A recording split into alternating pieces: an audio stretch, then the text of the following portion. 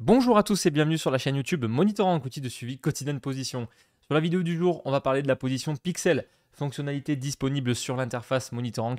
Depuis la synthèse, vous pouvez l'épingler en statistique à tout moment et cliquer sur le graphique afin d'accéder à la partie mots-clés et vous présenter sous deux formats différents cette fonctionnalité. La première en graphique avec le nombre de positions, donc la position pixel au détail près par jour, selon la période que vous avez renseignée en haut à droite dans le calendrier, et également celle qui va nous intéresser un peu plus sur cette vidéo, en colonne directement sur le tableau des mots-clés que vous suivez quotidiennement chez nous.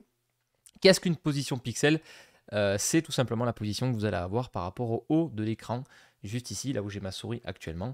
On va donc vous donner plusieurs statistiques et plusieurs valeurs vous permettant d'analyser tout ceci.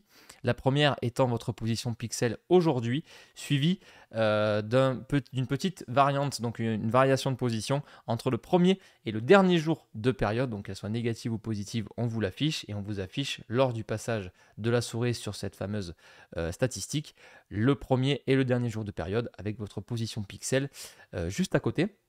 Vous avez aussi l'information de votre position pixel moyenne, cette fois-ci sur l'ensemble de la période que vous avez sélectionnée pour l'ensemble de vos données.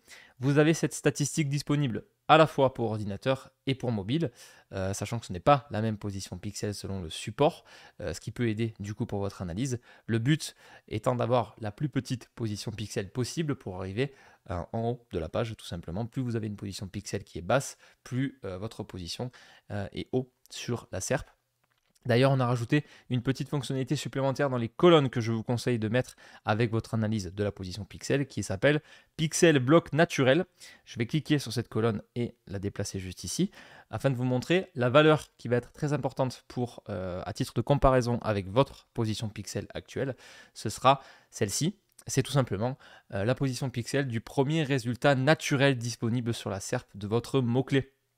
Là, ça va être très utile pour votre analyse de mots-clés. Il va falloir du coup comparer ces deux positions-là afin de savoir si déjà peut-être la SERP est fournie en AdWords, en bloc pack local, etc. Ce qui fait que le premier résultat naturel est plutôt bas par rapport à l'écran. Donc ce sera à vous ensuite de déterminer le travail à faire en fonction. Petite chose à savoir là-dessus, vous avez aussi votre position normale qui est mise juste à côté. À savoir que vous pouvez gagner des places en position naturelle, mais augmenter votre position pixel. Vous pouvez être premier sur un mot-clé le lendemain alors que vous êtes quatrième actuellement. Mais si entre-temps vous avez de l'AdWords qui s'est rajouté, forcément votre position pixel va augmenter en termes de chiffres et de statistiques sur l'outil. Bien différencier les deux à ce niveau-là. Pour le reste, après, c'est à vous de jouer.